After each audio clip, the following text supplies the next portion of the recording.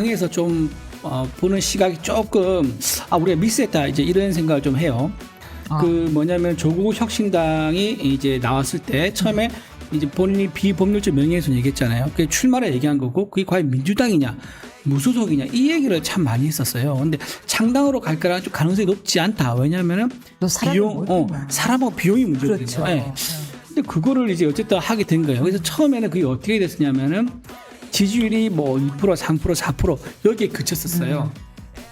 그때 이제 당에서 판단을 어떻게 했냐면은 조국 대표는 유죄 판결을 받았고 대부분밖에 안 남았으니까 사실상 범죄자인 게 확정이 된 거다. 근데 유권자들이 그걸 모를 리가 있겠느냐. 유권자들은 범죄자한테 표를 안 줄 것이다 라고 생각해서 상대를 하지 말자. 저를 오히려 상대하는 순간 조국은 그걸 노리고 더 물고 뜯을 거다. 말려들지 않으려고 그러면은 무대응 전략하고. 조국 혁신당이 비례대표 정장 지지도에서 돌풍을 이어가고 있습니다. 오늘도 부산에 출몰을 해서 부산 다 디비졌다. 전통 네이티브 네이티브라고 말씀드릴까요? 네. 다 디비짓부터 아마 오잖아. 네이티브잖아요. 네, 네이티브죠. 디비짓다. 조국 네, 맞습니다. 디비짓다 이렇게 하죠. 네이티브로.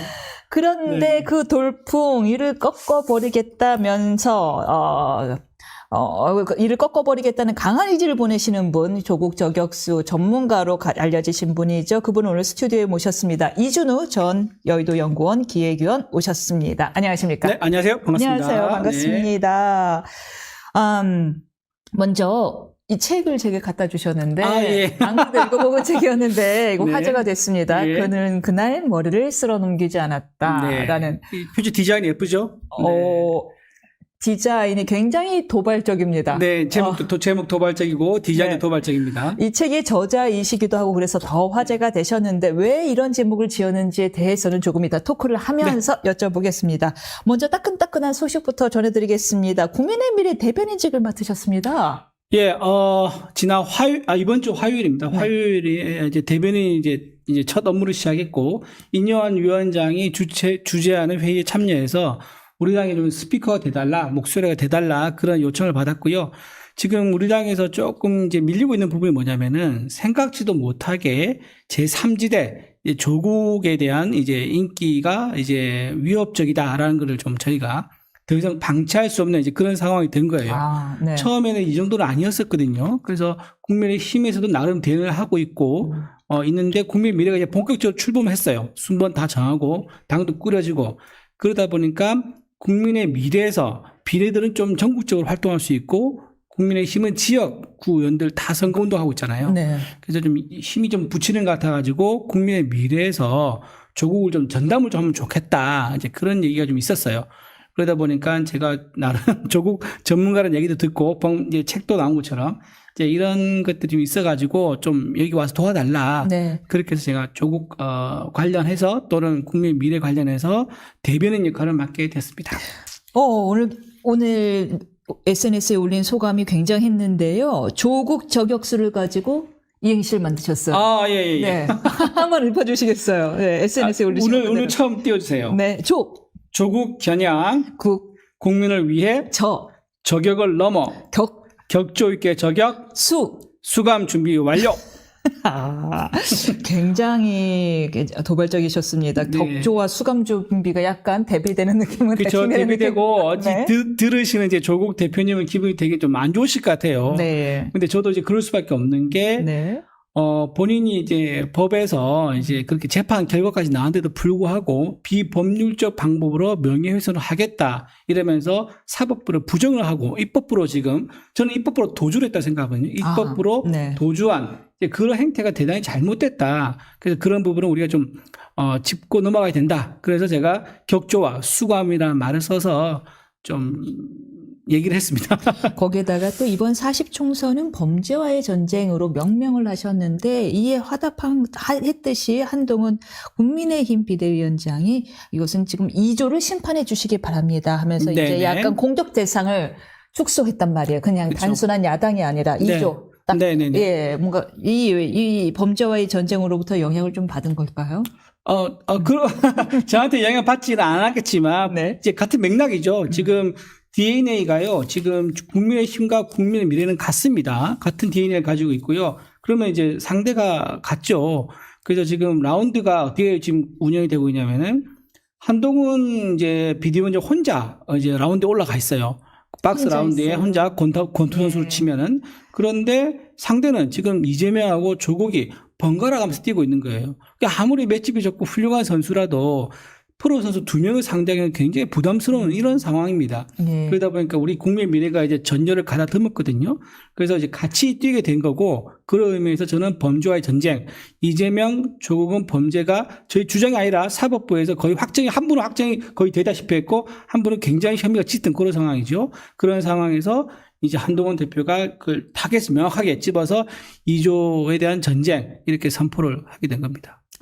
특이한 이력을 갖고 계세요. 2002년 대선에서는 노무현 후보를 지지하셨고요. 이후에는 국회의원 보좌관으로 쭉 활동을 하시고 뭐 잠시 무소속으로 또 출마하셨던 적도 있고요. 해운대에서 이거 흑역사입니다. 흑역사. 그래서 확 읽으려고 했는데 예. 죄송합니다. 예. 이후 다시 국회 보좌관직으로 복직을 하셨다가 2019년부터 조국 대표에 대한 여러 가지 사항을 밤잠을 못 자면서 폭로를 하다가 2023년 조선일보에서 대대적으로 조국 저격수라 명명을 하면서 이제 전국적 인지도를 얻게 되셨습니다. 네. 조국 사태의 최초 폭로자이신 걸로 알고 있는데 어떤 계기가 있을까요? 이제 제가 늘 하는 말인데요. 제가 혼자 뭐 다 했고 이런 거 아니고, 여러 사람들이 이제 팀플레이가 있었어요. 이제 의원실 직원들 팀플레이 있었고, 그 다음에 기자와의 콜라보도 있었고요. 가장 크게 도움을 주신 분들은 제보자예요. 시민들. 그리고 저는 때마침 좀 제가 집중력이 좋고 또 집요하게 파고드는 이런 또 장기가 있었는데 그런 것들이 저한테 우연찮게 찾아온 거예요. 그래서 이제 시작이 된 거고요. 그 조국 사태가 맨 처음 시작된 거는 2019년 8월 19일 날 한국일보 일면입니다. 여러분 기억하실지 모르겠지만 부산대 의전원에 조국 딸 조민 씨가 다니고 있는데 유급을 받았음에도 장학금을 6번 연달아 받았다. 이게 일면 탑을 크게 실렸어요. 근데 그게 왜 의미가 있냐면 조국 사태가 처음에는 이제 모 경제지에서 사모펀드가 의혹이 있다라고 계속 얘기를 했었거든요. 근데 이게 사모펀드가 폭발 리가 없는 거예요. 왜냐하면 사람들이 사업 잘 안 하니까. 모르죠. 그렇죠. 이게 돈 있으신 분들이 이제 공모도 아니고 사모니까. 그렇죠. 사모니까 더 모르죠. 예. 이제 돈을 심 투자를 하는 그런 그 상품인데 그걸 이제 잘 모르니까 공감이 안 되는 거예요. 근데 제가 때마침 고향이 부산이고 또 부산대에도 인연이 있고 이러다 보니까 좀 들은 게 있었어요. 조국 딸이 유급받았다. 근데 저는 그때 뭐라고 생각하냐면 우리 공부 잘해서 대학 갔으면은 잠시 아무것도 안 하고 놀고 싶을 때가 있지 않겠느냐. 그래서 뭐 공부를 안 했는갑다 이 생각을 좀 했었죠. 근데 한국일보 기자가 저한테 전화가 와서 이상해요.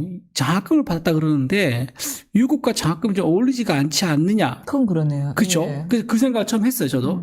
그런데 아까 말한 것처럼 잠깐 놀다가 정치하려 또 공부 열심히 할 수 있잖아요. 그렇죠. 그래서 장학금 받을 수 있잖아요. 하지만 저는 본능적으로 몸이 시키는 대로 확인을 하는 습관. 그래서 확인을 한 거예요. 그게 부산대 자료를 바로 했고 그걸 받아보니까 진짜 그때 아직도 그 기분이 짜릿한 그 기분 아직도 기억이 나는데 몸이 기억을 하고 있어요. 짜릿한 거예요. 뭐냐면은 유급을 4번 받았어요. 근데 장학금 6번 받은 거예요. 연휴 쭉 한 번도 안 쉬고 쭉 6번. 근데 제가 부산대에다 물어봤어요. 이게 가능하냐 했더니 특이한 제도로 운영하더라고요. 성적에 관계없는 장학금이 있고 그걸 특지 장학금이라 부른다라는 것까지 전 처음 알게 됐어요. 대학을 다시 다녀보셔서 알겠지만 대부분 학생들 특기 장학금 잘 모를 겁니다. 성적 장학금이나 뭐 가계 장학금 이런 거 들어갔지만. 그렇죠. 뭐 사정이 힘들다거나. 그렇죠. 아니 그 다음은 성적이죠. 네. 그럼 무슨 기업에서 주는 무슨 재단에서 주는 장학금 이런 거 들어봤지. 하여튼 특지 장학금이랑 있다 그러더라고요. 그 설명 들으면서 그러면 조국이 그때 민정수석이었었고 그러면 과거에 조국이 이제 폴리패스로 유명했잖아요. 그러니까 그 과거에 조국이 어떻게 나중에 미래 권력이 될 수 있겠다는 기대감으로 누군가 어느 교수가 장학금 특혜를 준 게 아닌가라는 의심이 든 거예요. 부산대가 국립대죠? 국립이죠. 국립대인데 장학금을 그렇게 조금 줄 수 있죠. 자유롭게 유용을 하는군요. 그렇죠. 예. 그런데 그게 부산대만 그런 게 아니라 다른 대학들도 그런 특수자금 제도 다 있더라고요.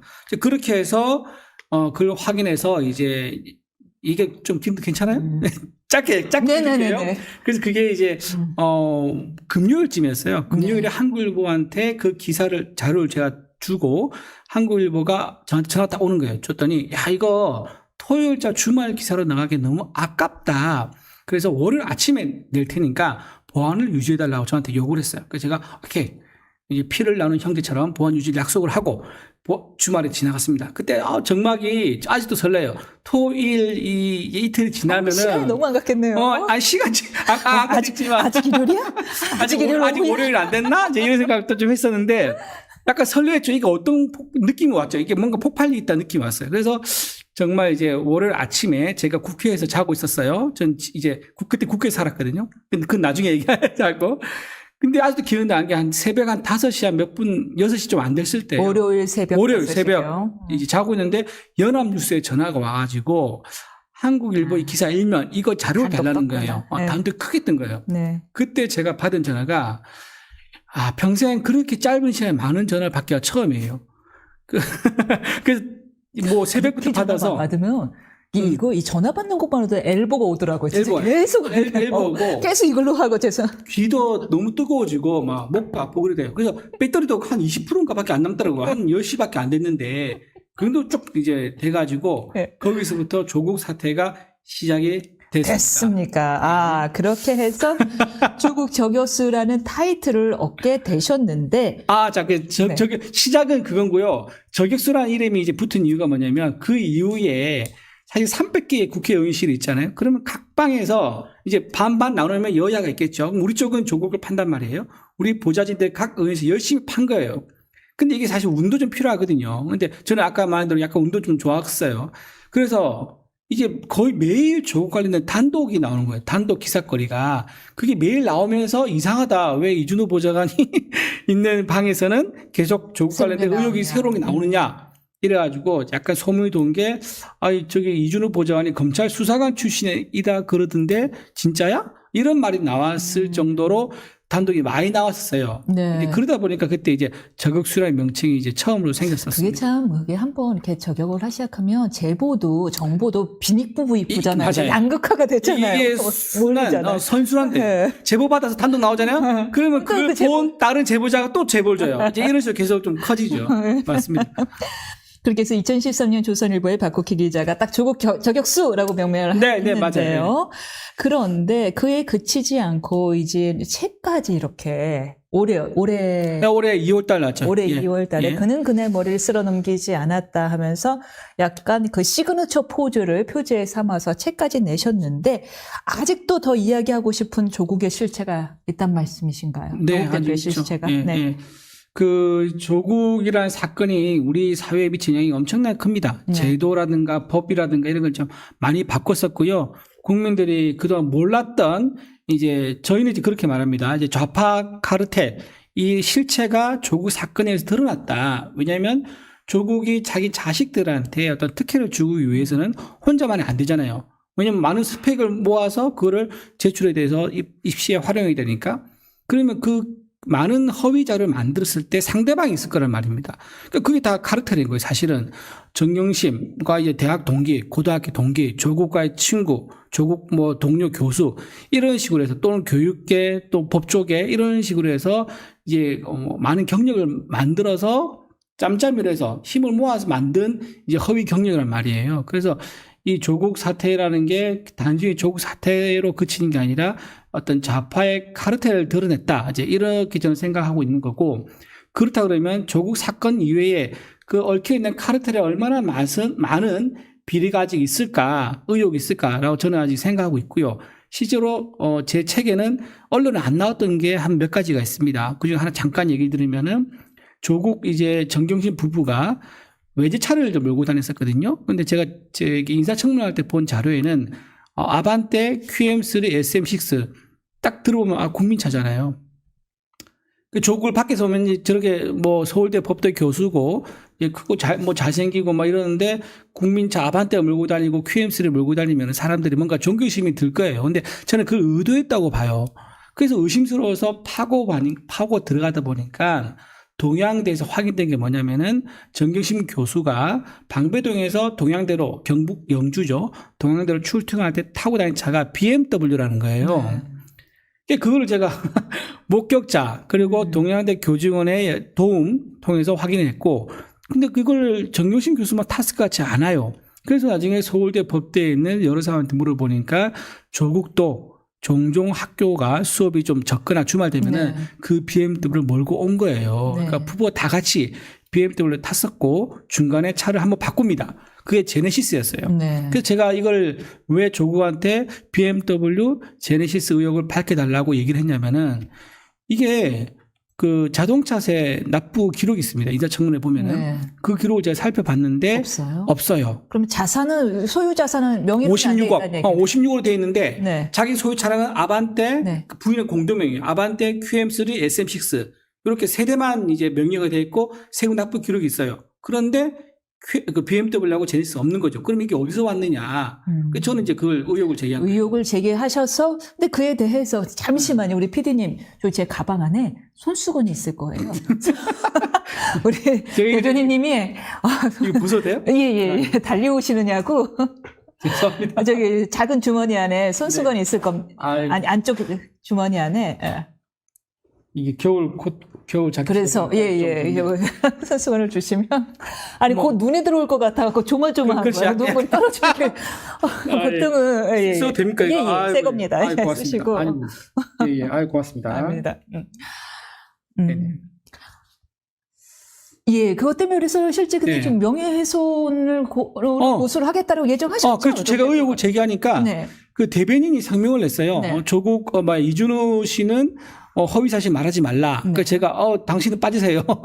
조국 대표가 아마 당신한테 그 조국 혁신당의 대변인인가 봐요. 당신한테 사실을 말하지 않았을 겁니다. 조국 대표의 설명 믿지 마세요라고 했습니다. 그랬더니 그날 저녁인가 조국 대표가 자기 SNS에다가 이준우 씨는 법적 책임을 질 것입니다라고 했어요. 그러니까 제가 감사합니다. 그 저한테 저를 고발해 주세요. 네. 이게 수사를 통하면은 사실을 밝혀질 거니까 저는 환영합니다라고 했죠. 근데 그 이후로 이제 아무것도 안 하고 있는 거예요. 그게 근데 사실은 이제 저도 나름 법조인이라 그렇죠. 예, 법조인이죠. 네. 확실한 제3자 제보인이 나서주지 않으면은 그게 이제 허위로 간주될 가능성이 많은데 자신 있으세요? 확실한 제3자가 있으세요? 이 자신 없으면 그렇게 못 올려요. 그렇습니까? 예. 오. 나중에 그 까야지 이게 예. 이제 그 있잖아요. 왜 드라마나 영화 편집이 얼마나 중요하냐면 처음부터 다 카드를 보여주면 재미가 없는 거예요. 그 나중에 아슬아슬할 때 카드가 나와요. 그 재미가 있고 계속 구독자나 시청자의 눈을 끌고 하잖아요. 그런 것처럼 저도 이제 그런 나름 이제 기술이 있어가지고 그 이제 하나씩 하나씩 내리시는 거 뭐 차 사진이라도 찍으신 건가요? 이제 뭐 그런 것들이 좀 차종인 거? 뭔가 확실하고 하여튼 나중에 그 저한테 고발 주시면 제가 네. 공개하도록 하겠습니다. 뜬금없죠? 이거 제목이 너무 궁금해요. 그러면 그날 이게 무슨 의미예요? 머리를 쓸어 넘기지 않았다. 조국 대표가 이제 했던 시그니처가 본인이 했던 게 뭐냐면 처음에 텀블러 들고 출근하는 거, 백팩 들고 가는 거죠. 그렇죠. 이렇게 하면서. 네. 맞아요. 네. 그렇게 많이 했었는데 그게 이제 어떤 사람들은 그 매력을 느끼는 사람도 있기도 하고 어떤 사람들은 보기 싫어. 저 위선이야. 혼자 뭐랄까 좀 말이 좀 그렇게 하지만 혼자 좀 자기한테 너무 빠져있는 자기 애가 너무 강한 모습이다. 저렇게 막 머리 막 넘기면서 카메라 기자 앞에 서서 있는 모습들이 그렇게 얘기를 했었는데. 아니, 눈이 찔리니까 그런 거죠. 저도 그러는데. 남자는 그렇게 눈 찔리게 길을 좀 잘 안 기르죠. 예. 그랬는데 조국 대표가 달라진 게 뭐냐면은 그전에 아까 사모펀드라는 의혹이 처음 있었어요. 경제지에서 나왔는데 그게 잘 인기가 없었고 잘 퍼지지가 않았었잖아요. 근데 이제 그 교육 관련된 거 자기 자녀도 교육 좋은 데 가고 싶고 본인도 공부를 했던 시절이 있었단 말이에요. 그건 너무 잘 알고 있고 감정이입이 쉬운 사람이죠. 그렇죠. 예. 다 누구나 아는 거고 분노하는 일인 거예요. 근데 그 의혹이 제기되니까 조국 태도가 확 달라진 거예요. 백팩도 내려놓고 텀블러도 왜 매일매일 바뀌었잖아요. 색상과 디자인이 달라가지고 그 텀블러를 모아놓은 진짜 저격수 씨구나. 그것까지 관찰하셨구나. 아니 그 기사가 있었어요. 그 기사가 있었어요. 뭐 매일매일 다른 거예요. 사이즈도 다르고 색깔도 다르고 디자인도 다르고. 근데 그것도 내려놓고 그리고 와서 이제 머리도 쓰는 건 하지 않은 거예요. 이게 뭐냐면은 긴장된 거예요. 이거 정말 큰일 날 수도 있겠다. 내가 그동안 아무도 모를 거라고 믿었던 내 치부가 이렇게 드러난 거 아니야? 라고 좀 걱정이 됐던 것 같아요. 그러면서 이제 본인이 그날 8월 19일이죠. 제가 기사 처음 폭로한 날이 그 다음 날부터 이제 조국은 태도가 달라진 모습이 비포와 애프터가 아마 되는 디데이이기 때문에 그 날을 우리 이 책의 출판사 대표가 이제 제가 적은 거 아닙니다. 출판사 대표가 보고 필을 받은 거예요. 제목 필. 그래서 그분의 의견을 받아서 요 제목이 들어가게 된 겁니다. 사뭇 의미가 있는 제목인데요. 네. 그런데 그렇다면은 이런 책까지 낸 조국 저격수 이준우 대변인 입장에서는 지금 조국 혁신당의 이 돌풍 다소 놀라우시겠어요. 예. 최근 20%까지 지지율이 치솟았죠. 그렇죠. 맨 처음에는 이제 당에서 좀 보는 시각이 조금 우리가 미스했다 이제 이런 생각을 좀 해요. 뭐냐면 조국 혁신당이 이제 나왔을 때 처음에 이제 본인이 비법률적 명예훼손 얘기했잖아요. 그게 출마를 얘기한 거고 그게 과연 민주당이냐 무소속이냐 이 얘기를 참 많이 했었어요. 근데 창당으로 갈 거라는 좀 가능성이 높지 않다. 왜냐하면은 사람하고 비용이 문제거든요. 그렇죠. 네. 근데 그거를 이제 어쨌든 하게 된 거예요. 그래서 처음에는 그게 어떻게 됐었냐면은 지지율이 뭐 2%, 3%, 4% 여기에 그쳤었어요. 그때 이제 당에서 판단을 어떻게 했냐면은 조국 대표는 유죄 판결을 받았고 대부분밖에 안 남았으니까 사실상 범죄자인 게 확정이 된 거다. 그런데 유권자들이 그걸 모를 리가 있겠느냐. 유권자들은 범죄자한테 표를 안 줄 것이다라고 생각해서 상대를 하지 말자. 저를 오히려 상대할 순간 조국은 그걸 노리고 더 물고 뜯을 거다. 말려들지 않으려고 그러면은 무대응 전략하고 이제 그렇게 된 거예요. 근데 조국은 또 운이 좀 좋았던 게 뭐냐면 비명 행사. 그러니까 친명이 아니면은 전부 다 공천을 이제 학살이라고 그러죠. 다 이제 사람들 정리를 해버린 거예요. 그러니까 민주당 지지자 중에서 민주당 지지자지만 이재명이 싫은 사람들 있잖아요. 그 사람들 상당히 이탈한 거예요. 네. 그때 이탈됐을 때 갈 곳이 없으면은 그게 붕 떠서 이제 중도층이 되거나 아니면 투표를 하지 않을 건데 조국 대표가 우리가 이제 공개를 안 했다 했잖아요. 그러니까 이게 우리가 그때 리마인 어게인 조국을 해줬어야 돼요. 그때 당시에 조국이 얼마나 파렴치하고 얼마나 그 범죄를 아주 이제 위선적으로 저지른가를 다시 되살려 줬어야 되는데 그러지 않다 보니까 사람들이 좀 마음두개 편한 거예요.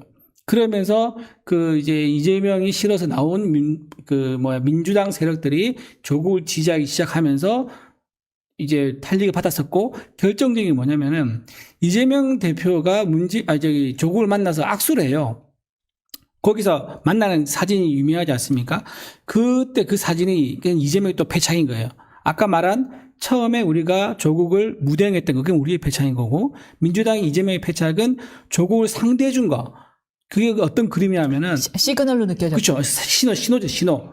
딱 사진 한 장으로 만나서 악수하고 조국이 깍듯하게 예를 갖추고, 조국은 뭔가 다 여유있게, 이게 키도 크고, 또 외모도 워낙 준수하시고. 네, 그렇죠. 네. 품는 그런 모습이었는데, 그게 이제 지지자들한테는 이제 긍정적인 신호로 받아들인 거예요.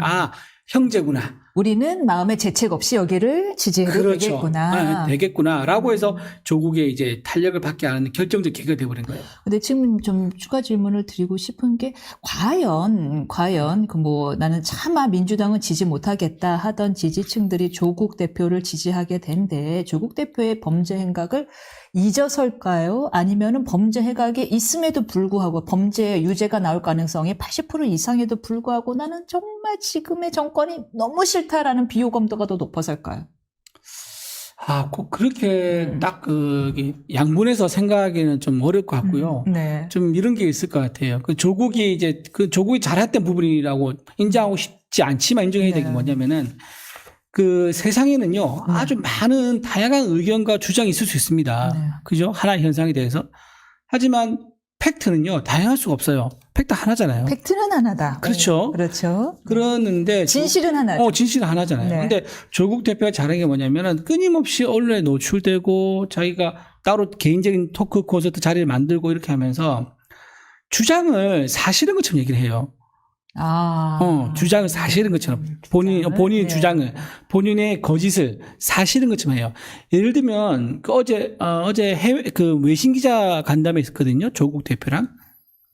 근데 제가 보는 입장에서 얘기하면 조금 국민들한테 거짓말 참 많이 했어요. 뭐 안 네. 했다, 뭐 안 사줬다, 연락 안 줬다 이랬는데 전부 다들 재판 가면 그게 사실이고 증거가 나오잖아요. 그 묵비권 행사하고 이랬단 말이에요. 근데 어제 그 세계 외신 기자들한테는 그 세계인을 상대로 거짓말했다고 저는 생각하는데. 아, 그럼 그분은 계속 무대가 필요하겠네요. 그러니까 그렇죠. 그 사람 스테이지가. 무대 체질에 무대 체질 완전히 네. 혼자 어디 있으면 이게 본인 에너지를 소화를 못 시키면 아마 풀이 팍 죽어버릴 거예요. 그 외신 기자들 앞에서 뭐라고 했냐면 검찰이 처음부터 나를 겨냥했다. 뭐라고 했냐면 사모펀드에서 혐의가 없으니까 자기 자녀 입시 부족으로 넘어갔다. 이렇게 얘기를 하거든요. 근데 그게 거짓말이에요. 왜냐하면 사모펀드도요, 유죄가 확정돼요. 네. 그 일부 유죄가 있습니다. 예를 들면 정경심 동양대 교수가 자기가 미용실에 있는 그 미용사한테 평소에 친분 있잖아요. 그러니까 차명을 이용했죠. 차명을 했죠. 자기 돈 주면서 투자해라. 그렇게 해서 자기가 돈 챙기고 이랬단 말이에요. 이런 것들 많이 있는데 그런 식으로 사실이 아닌 거죠. 그러니까 그 원래부터 이제 조국 그 자녀 입시 부정 의혹이 있었던 거고 그게 국회와 언론을 통해서 한 열흘 넘게 의혹이 제기된 상태에서 검찰이 야 너무 혐의가 너무 짙고 너무 명백하니까 이거는 압수수색 안 할 수가 없는 거예요. 아니면 직무유기니까. 이제 그렇게 해서 압수수색을 들어가서 조사를 한 거거든요. 근데 그걸 마치 검찰이 그 사모펀드 수사하다가 사모펀드에서 뭐 안 나오니까 뒤늦게 조국 자녀 입시 부정 수사한 것처럼 이런 식으로 해외에다 얘기를 한단 말이에요. 그건 사실 얼마나 이게 완전히 사실과 다른 얘기죠. 이제 저도 형사 피고인들이나 범죄인들 만나면 단 한 명도 본인이 억울하지 않다는 사람을 못 봤어요. 이거는 그렇죠. 의도적인 거다라고 이제 나를 일부러 세상에 약간 이렇게 세상에 나쁜 사람들이 얼마나 많은데 나 같은 사람이 왜 나만 팼냐. 이 억울함이 되게 강한 것 같더라고요. 그게 지금 송영길 대표까지 그런 마음이에요. 그러니까 송영길 그때 왜 나만 가두고 하느냐. 이재명하고 조국은 풀어주면서 나도 창당하고 정치를 해야 되고 선거를 해야 되는데 그 송영길 입장에서 억울한 거예요. 근데 사실은요. 네. 송영길뿐만 아니라 모든 범죄자들이 조국과 같은 마음이에요. 나도 나와서 내 입장에서 내 얘기만 하고 싶은 거예요. 전부 다들. 근데 그게 말이 안 되잖아요. 법치주의 사회에서. 그런데 그럼에도 불구하고 조국 대표가 이 정도까지 돌풍을 아무도 그 거대 양당의 그 최고 전략가들이 예상 못할 정도로 돌풍을 일으키는 거 보면 조국 대표에게 확실한 뭔가 매력이나 스타성이 있나 봐요. 매력 있죠. 이제 이걸 막 하고 싶진 않지만 제가 하고 싶은 인정한 거 이거예요. 네. 조국이 가지고 있는 매력은 얼굴 자본이 있습니다. 얼굴 자본 사진을 찍으면요. 네. 옛날에 그런 얘기, 사진 기자들 그런 얘기 한 적이 있었거든요. 그 옛날에 박근혜 대통령 있었을 때 시절의 얘기인데 여러 가지 후보가 있잖아요. 여러 명의 후보가. 근데 사진을 찍으면 박근혜 대통령은 아무렇게나 찍어도 각도가 잘 나오고 하여튼 다른 후보들에 비해서 사진에 할 때 인물 사진이 잘 나온대요. 그럼 아무래도 좀 눈이 한 번 더. 눈이 가죠. 그럼 또 호감이 생기는 거고. 그분의 서사도 있지만 그분이 또 호감을 주는 비주얼이 있는 거예요. 근데 조국 대표가 그런 게 있죠. 조국 대표가 이제 그 나이에도 이제 자기가 잘하시는 것 같아요. 약간 그 점이 좀 어떻게 생각하세요? 그래서 조국 대표가 등장을 하자마자 약간 한동훈 대표 뉴스가 좀 덜해진 게. 왜냐하면 한동훈 대표가 주는 엘리트적이고 훈남 이미지가 또 사람들한테 먹히는 게 있었거든요. 그렇죠. 맞아요. 그 일부 지분을 좀 뺏어갔나? 약간 우아한 그런 이미지가 있죠. 클래식도 좋아하고 이러면서 고상한 취미 이런 것들이 사람들한테 뭔가 호감을 주죠. 그리고, 그래서 한동훈도 이제 그 비대위원장도 그런 장점이 있어요. 그분도 가진 매력이 엘리트 코스를 고르고 본인 역량도 되지만. 배도 안 나오고. 배도 그 나이에 아주 수트하게 이제 옷도 입을 줄 알고. 안희정도 그럴 때잖아요. 안희정의 몰락의 시간 책 보면은요. 그분이 이제 수행비서가 안희정을 이제 옆에서 수행할 때 그 양복을 아주 수트하게 핏하게 맞췄는데 안경 닦기도 주머니에 안 넣었다는 거예요. 그게 살짝 튀어나오면 핏이 망쳐질까봐. 저는 지금도 기억나는 게요. 안희정 전 지사가 검찰 출두할 때, 처음 출두할 때 팍 물려들었잖아요. 겨울이었거든요. 그 와중에 패디가 여기 목을 탁 세워서 약간 망토처럼 더 키 커 보이고 끝내고 보이게. 야, 저 와중에 저 패딩을 저렇게. 그래서 조국 대표는 그런 부분 제가 인정합니다. 인정을 하고 그게 이제 나중에 국민들한테 근데 우리 국가의 지도는 다른 거잖아요. 그 보기에 좋은 사람과 우리의 미래를 책임질 자리에 가야 할 사람에 대한 판단은요. 국민들은 그래도 그걸 헷갈리지 않을 거라 생각해요. 그 이미지와 매력 지금 말씀하셨잖아요. 네네. 그게 40, 50대한테는 상당히 소구력이 있는 것 같은데 20대한테는 안 되나 봐요.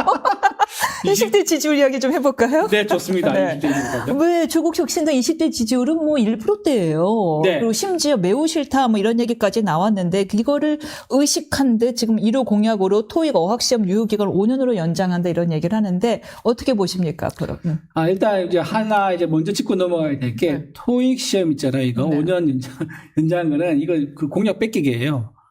그 잘 모르시는 분도 있고 그래서 당에서 그거 가지고 막 홍보도 많이 하고 기사도 낮게 했는데 그게 뭐냐면은 그 작년에 김기현 대표가 우리 당 대표를 할 때 그때는 공약이에요.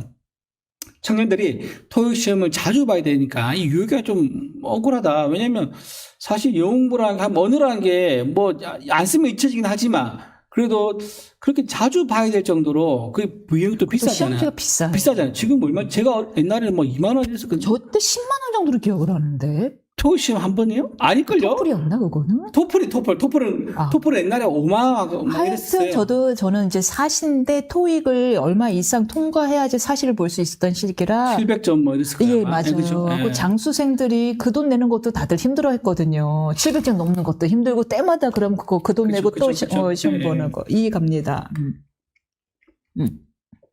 그래서 그 공약은 조국 대표가 자기가 만든 공약이 아니라 슬쩍 뺏겨온 자기 공약입니다. 뺏겨온 우리 당의 김기현 대표 했던 그 공약 뺏겨온 거고요. 그거야 뭐 세종시전도 그렇고 뭐 세종시전은 좀 약간 달라요. 그거는 우리는 어떻게 생각하냐면 세종시전은 맨 처음 얘기를 꺼낸 지도자가 누구냐면 박정희 대통령을 아시죠? 네. 박정희 대통령이 그 계획을 세웠었어요. 네. 플랜도 이제 문서에 보관돼 있었고 근데 실행을 못했죠. 네. 그런 게 쭉 세월 흘러서 그걸 실행한 사람이 노무현이에요.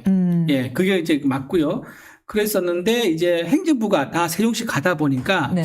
이게 행정부와 입법부가 떨어지다 보니까 물리적 거리가 이게 아무리 통신 기술 발달돼 있다 하더라도 상당한 기회를 많이 주는 거예요. 몸이 왔다 가야 될 일이 있거든요. 보고를 할 때면 사무관 국장한테 보좌관도 불러요. 의원도 부르고 왔다 갔다 해야 되니까 이거를 입법부까지 세종시 가야지 완전한 세종시 이전이 된다라고 네. 이제 한 게 우리 이제 정부 입장이었던 거고요. 꼭 요건 딴 얘기고. 아까 20대 얘기죠. 네. 다시 돌아갈게요. 20대. 그래서 20대한테 이제 인기를 얻기 위해서 좀 표를 이제 뭐 구글이라는 표현은 그렇지만 표를 좀 얻기 위해서 이제 토익을 이제 얘기를 했던 건데 이제 그건 뺏기게 했던 거고. 근데 왜 20대한테 인기가 없을까? 그거는 40, 50대 세대들은요. 그 세대예요. 조금씩 반칙을 경험했던 세대들이라고 저는 봐요. 편법이 어느 정도 통용되다. 그치. 아마 저랑 연배가 비슷할 거니까 옛날에 저는 서태지 세대고 막 이제 이러거든요. 누군지 모르겠습니다. H.O.T 세대인가요, 그러면? 오빠도 그 얘기 들었던 것 같아요. 혹시 BT 세대인가요? anyway. 네. 그래서 지금, 이제 그런 이제 반칙을 경험했던 세대들인데, 나중에 지금 2030 세대들은요, 정보통신기술이 발달하고 시스템이 발달하면서 굉장히 블라인드 이런 것도 발달돼가지고 본인이 노력한 거를요, 있는 그대로 평가하고 서로 비교하는 그런 세상에 살고 있는 거예요. 그러니까 누구한테 부탁해서 뭔가 가짜로 한다든가, 누구한테 부탁해서 이제 정상적인 게 아닌 비정상으로 야매로 뭔가 이제 승진을 한다든가 회사 입사하다 이런 것들이 이제 잘 이해가 안 되는 그런 세대인 거예요. 그러니까 그러기에 너무 우리 자리 자체도 너무 절대적으로 줄어들었고. 그렇죠. 많이 줄어들고 치열했잖아요. 그러니까 이 친구들은 내가 노력한 만큼의 보상은 적어도 받고 싶은 거예요. 그게 굉장히 강렬한 거예요. 그 세대들은. 그러다 보니까 2030 세대들은 사실 그런 부모를 둔 2030이 많지 않잖아요. 엄마 아빠 다 서울대 나오고 또 유명인사고 또 그렇게 재산이 많고 56억이나 되고 상해 0.1%죠. 그 조건은. 그렇죠. 예. 56억에다가 32억이 현금 자산이었어요. 그때. 그 조국 가족이. 예. 얼마나 자산이 많아요. 그런 집들이 전화 한 통화로 친구나 동기들한테 부탁해가지고 우리 딸 저 경력서 좀 만들어줘. 뭐 아니면 집에 자기가 포토샵으로 컴퓨터로 만들기도 하고 하여튼 아빠는 아래부터 시작할게. 이제 대리시험도 쳐주고 이제 이런 것들이 있다 보니까 그 친구들은 그런 부분을 갖지 못한 친구들은 좌절감과 박탈감이 엄청나게 크죠. 그 친구들은 잊혀지지가 않을 거예요. 용서가 안 되는 거예요. 그렇게 해서 내가 가야 할 자리를 뺏어갔다는 조민과 조언에 대해서 같은 청년이지만 다른 사람이에요. 다른 세계 사람이에요. 네. 그러니까 그렇게 만든 부모를 2030 세대들은 받아들일 수 없는 거예요. 그래서 실제로 조국 대표와 1대1 방송 토론을 제안을 하셨는데요. 네네. 뭐 김어준 씨가 김문희 씨 봐도 좋아요. 아, 그래요? 주진우 봐도 좋고 이동익 씨 봐도 되고. 그렇다면은 지금 이제 조국 대표와 만약에 토론을 하신다면 이런 모든 것들 플러스 이제 알파가 필요할 것 같거든요. 지금 말씀하신 것들은 이미 다 나온 이야기들은 한 거예요. 이걸 의원이 얘기는 하지만 그럼에도 불구하고 조국 대표를 지지하는 사람들은 야 그래도 많이 당했다 아이가. 많이 묻다 아이가. 그래도 온 가족이 그렇게 막 좀 딸까지 탈탈 털리지 않았다 아이가. 그런 마음으로 지지하는 걸 텐데 이거를 그 마음을 타파할 다른 어떤 비책이 있으신지요? 비기가 있으신지. 저는 이런 생각이 들어요. 죄를 짓고도 이제 그 죄의 대가를 처벌을 받지 않는 세상은 저는 많은 사람들한테 이 사회 시스템 자체를 무너뜨리는 굉장히 해서는 안 될 일이라고 생각을 해요. 그래서 조국 대표라는 그분이 좀 뭐랄까 워낙 유명하다 보니까 이제 이게 이슈가 되는 건데 사실은요. 조국 대표가 만약 유명한 사람이 아니잖아요. 유명한 사람이 아닌데 어떻게 하다 보니까 우연찮게 자기 자녀 입시 부정에 관련된 게 들켰다. 그러면 정말 조용히 처벌받고 사라지고 그 주변 사람들은 물론 개인적으로 친분인 사람들 위로는 해줄 수 있겠지만 이렇게 국민적으로 의견이 갈리고 이것 때문에 국민들이 싸우고 또는 뭐 집안 가정 형제들끼리도 밥 먹다가 조국 얘기 나오면 갈라서기도 한다 그러는데 이게 법에 정치가 개입되니까 좀 그런 것 같아요. 이 사법 정의는요, 아시잖아요. 법의 엄격성, 적확성 같은 게 있잖아요. 근데 거기에 정치가 개입되면 이거는요, 거의, 협상과 또는 상황과 이런 거에 따라서 얼마든지 바뀔 수가 있게 되어버린 거예요. 기준이 이렇게 돼버려. 네, 기준이 그렇게 돼버리는 거죠. 이래 법은 원래 이래야 되는데 그렇죠, 갑자기 그렇죠. 이렇게 됐죠. 네. 네. 그러니까 그런 선례를 만든 거는 우리 후 세대들한테 정말 좋지 않은 선례다.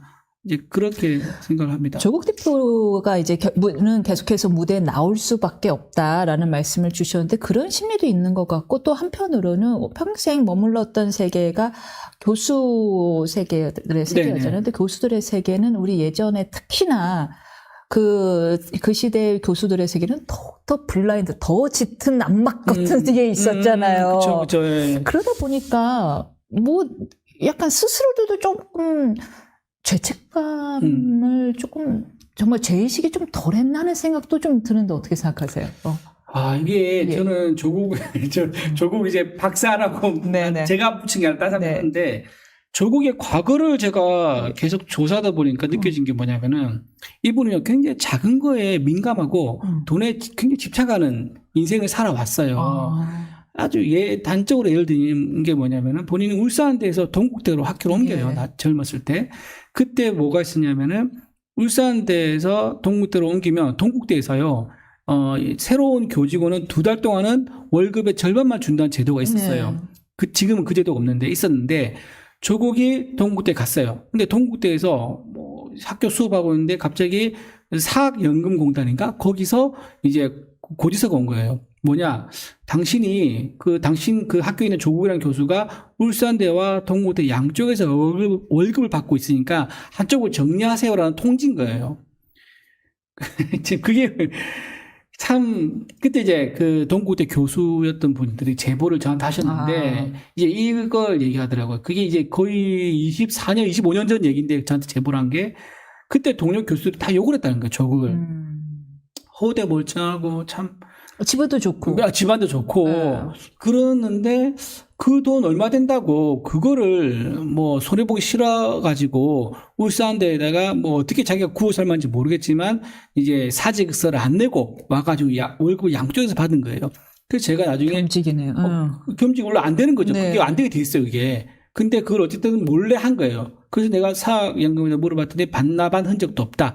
그리고 동국대와 그 울산대에도 반납한 흔적 없다는 거예요. 이제 그런 식으로 본인은 그 작은 돈에 굉장히 민감하고 그건 물론 이제 몇십 년 전 일이긴 하지만. 그게 이제 평생 가는 거예요. 그런 어릴 때 기질이 있잖아요. 아. 그게 평생 그게 어떠냐면 그래서 지금 혹시 그러면 이번에 그 퇴직금 받게 된 것도 마찬가지다. 그렇죠. 그리고 그 보면 왜 예. 그 민정수석에서 법무부 장관 간다는 네. 그거 짧은 시기 있잖아요. 그 시기도 그때 크게 이슈가 됐는데 서울대에 복직을 해요. 예. 그 복직 월급이 아시죠? 나왔죠. 월급 받으려고 네, 월급이 나왔습니다. 민정수석이 사퇴하는 그날 팩스로 보냈대요. 그리고 학교 한 번도 안 찾아가요. 왜냐하면 수업할 의지가 없고 없어요. 계획도 없으니까 인사청문회 수업이 없었죠. 네. 근데 그 불과 한 달도 안 돼 그 월급을 실제 받아요. 조국 교수가 얼마나 그게 작은 돈에 민감해요. 그리고요 아들 딸 있잖아요. 네. 그 학자금 지원금 있습니다. 각각 이제 동양대에서 서울대에서 주는 건데 교직원 자녀가 주잖아요. 그거를 한 번도 안 빠져 다 신청해요. 아. 그걸 제가 서류를 떼서 봤어요. 아니, 근데 되게 가정적이네요, 한편으로는. 가정- 신경 안 쓰는 아빠들도 많거든요. 아까 얘기했잖아요. 그래서 딸이 그 조민 씨랑 사이가 좋나? 가정적이기보다는 네. 어쨌든 자기 주머니에서 나간 거는 싫은 거예요. 그렇다 보니까 방법을 다 찾는 거예요. 그리고 서울대 환경대학원 조민 갔을 때도 보면은 누군가가 조민한테 장학금을 전액 장학금 줬잖아요. 두 번 다 401만 원, 401만 원 이렇게 해가지고 그것도요. 짜리까지. 그 서울대 교수의 동료 교사 또는 동료 교수나 동료 행정 직원들의 도움으로 아마 줬을 거예요. 그거는 이제 물론 이제 추측이시고요. 네. 그래서 최근에 서울대 교수직 파면에 불복해서 낸 교원 소청심사에서도 해임으로 파면에서 해임으로 낮아지면서 퇴직금도 다 받을 수 있게 됐는데 이제 이 또한 이게 이제 서울대의 이제 문제 같은데 네. 저는요 뭐 이렇게 아니 괜찮아요. 괜찮아요. 서울대가 눈치를 보는 것 같아요. 아. 눈치를 봐요. 그러니까 미래 권력의 눈치를 보는 거죠. 국립대는 다 좀 그런 게 있어요. 국립대 왜냐하면 교육부 예산에 들어가 있고 감사를 받다 보니까 국립대는요 정부 이제 눈치를 봐요. 예를 들면 뭐 마음에 안 들면 이번에 동양대 보면 최승혜 총장이 정경혜 교수한테 그 얘기 전화로 요청받았던 게 있잖아요. 그 표창장 해주면 안 되느냐. 그 설득을 뭐 요청 끊임없이 받았어요. 유시민도 얘기하고 뭐 김두관도 얘기하고 그랬는데 최승혜 총장이 그걸 거절했잖아요. 근데 그걸 말했다는 이유로 교육부가 동양대 예산을 끊어버려요. 이제 그런 게 사학에서 굉장히 그렇죠. 교육부가 목숨줄이죠. 그렇죠. 네. 크거든요. 그러니까 이 서울대도 마찬가지. 지금 이제 법인으로 바뀌긴 했지만 그래도 간접적으로 3쿠션으로 지원된 예산들이 있어요. 어마어마하죠. 네. 그러다 보니까 서울대가 막 미래 권력에 대해서 이제 이런 걸 있는 거죠. 잘 보이기보다는 뭔가 그렇지. 처근지지 말아야지. 이제 이게 있는 거예요. 그래서 저렇게 돈에 아주 민감하고 돈을 이제 잘 챙기려 하는 사람한테 저걸 반만 주고 파면은 반만 주거든요. 네. 반만 주면 내가 저 사람한테 평생 기억될 것 같아. 그게 싫어. 두려워. 내 돈 아닌데 다 줘. 내 돈 아닌데.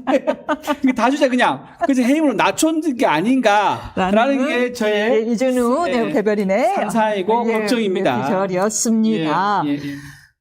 조국 대표가 해관고 출신이죠, 부산. 부산 해관고.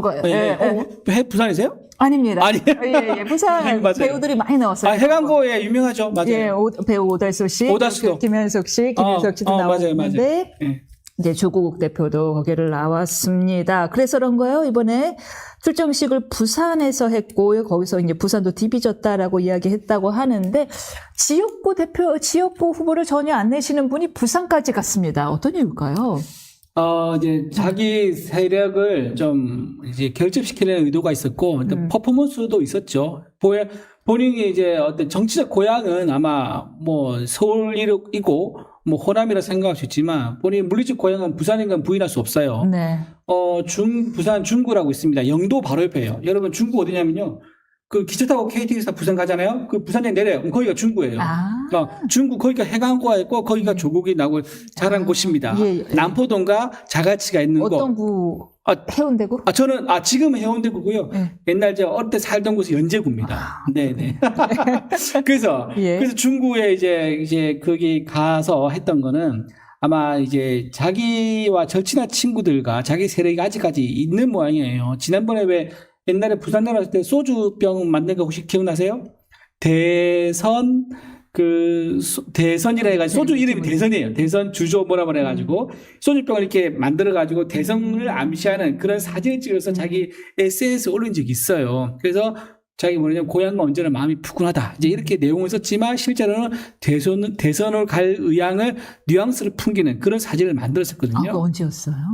그때가 본인이 아마 인사청문회 직전에 했을 거예요. 민정수 끝나고 법무부 장관 사이에 그때 이제 그렇게 했었는데 본인이 어떤 이제 가진 이제 정치적 자산이 이제 경상도지만 정치 성향은 호남인. 이제 이게 큰 장점이거든요, 사실은. 그간 민주당 쪽의 대통령들은 그렇죠. 호남의 그렇죠. 지지를 받은 경상도 사람들이었죠. 그렇죠. 예. 네. 이제 문재인도 그랬고 노무현도 그랬고 그러니까 이제 조국도 그 그림을 그리는 거예요. 그러다 보니까 이번에 이제 본인이 창당할 때 또는 이렇게 정치 전면 나설 때 부산은 절대 빠지면 안 되는 코스인 거예요. 그래서 부산을 가게 된 거죠. 아, 그렇군요. 네. 총선까지 앞으로 13일 남았습니다. 총선을 흔들 변수 어떤 것들이 있을까요? 일단 가장 이제 우선적으로는요. 이제 말 실수. 오늘 비대위원장께서 센 말을 했어요. 계속 인구에 회자되더라고요. 어느 비대위원장? 한동훈 비대위원장. 뭐라고 했죠? 개 같은 정치를 하는 사람들. 진짜? 나 기사 못 봤는데. 진짜요? 네, 오늘. 기사 났어요? 예. 그래서 민주당 아니, 쪽에서 며칠 전에는 네. 이재명은요. 미국 하이. 쉐쉐인가 했잖아요. 쉐쉐가 말이 됩니까? 욕은 아니잖아요. 쉐쉐는 근데 약간 인식의 그렇게 하네. 문제지만. 근데 욕은 많죠. 그분의 유튜브에 가면은 혹시 네. 들어보셨나요? 형수한테 하는 욕 들어보셨어요? 예. 전 듣진 않았습니다. 뉴스로만 봤습니다. 그건 비교할 수 없는 건데. 어쨌든, 말 실수가 가장 중요합니다. 왜냐하면 말 실수라는 메시지고, 메시지는 이제 자기의 이념도 바꿀 수 정도로 이제 충동적인 이제 영향을 줄 수 있는 거거든요. 그래서 오히려 중진들이 약간 실수를 더 많이 해요. 보통 오늘 한동훈 위원장이 그렇게 했다고 하지만 일반적으로는 중진들이요. 약간 자신감 있는 거예요. 내가 이 선거를 여러 번 해보니까 내가 알아. 그러면서 노인들은 이렇게 말하면 좋아해. 청년들은 이렇게 말하면 좋아해. 이걸 막 거침없이 얘기하다 보니까 그걸 실수가 나는 거예요. 그 대표적으로 컸던 게 정동영 의원이죠. 정동영 의원이 옛날에 열린우리당 의장인가요? 그때 가서 노인들은 집에 가 쉬셔도 됩니다. 이 말했다가 엄청 2, 30석이 날라갔을 거예요. 정권을 내줬죠. 예. 정권 내주고 본인은 이제 국회의원도 네. 못하게 됐었죠. 그런 말 실수가 곳곳에 지금 지뢰밭이 어디 있는지 아무도 몰라요. 그 여야 마찬가지예요. 약간 정치인들 특징이 약간 충동성을 조절을 잘 못하는 게 있어요. 충동 차이가 다 있는가 봐. 그쵸. 약간 있어요. 그래서 이렇게, 왜냐면 또 그게 매력이기도 하니까. 그렇죠. 훅. 충동 장애, 이거 절제를 잘 하셔야 됩니다. 네. 이제 변수가 있을 거고요. 또 기본적으로 이제 디폴트 값으로는 북한 변수가 있죠. 북한이 또 미사일, 옛날 같으면 휴전선에서 이제 하는 게 있었지만 아마 미사일, 도발 이런 것도 있을 수 있고요. 그리고 2030 세대, 이게 제일 중요한데, 2030 제 기준에서 얘기합니다. 네. 2030 세대가 조국의 저런 뻔뻔한 본인이 어떤 범죄를 저질러 놓고도 본인이, 이제 예를 들면 입시 제도 개선하겠다 이런 말을 했잖아요. 이게 사실 얼마나 말이 안 됩니까? 어쨌든 그런 부분을 이제 가지고 2030 세대가 얼마나 분노를 해주느냐. 2030 세대가 거기서 내 살 길 바쁘다라고 해서 관심 안 가져주면요. 사실 굉장히 이번 선거가 예측하는 대로 흘러갈 건데 지금 저런 모습에 도저히 못 참겠어. 나 약간 속이 메스꺼워. 이런 상태가 돼버려서 2030가 분노를 하잖아요. 그럼 이번 선거에 큰 변수가 될 거다. 저는 그렇게 봅니다. 그럴 수 있겠네요. 네. 예. 마지막 질문입니다. 벌써 마지막인가요? 네, 저희 지금 50분 지났습니다.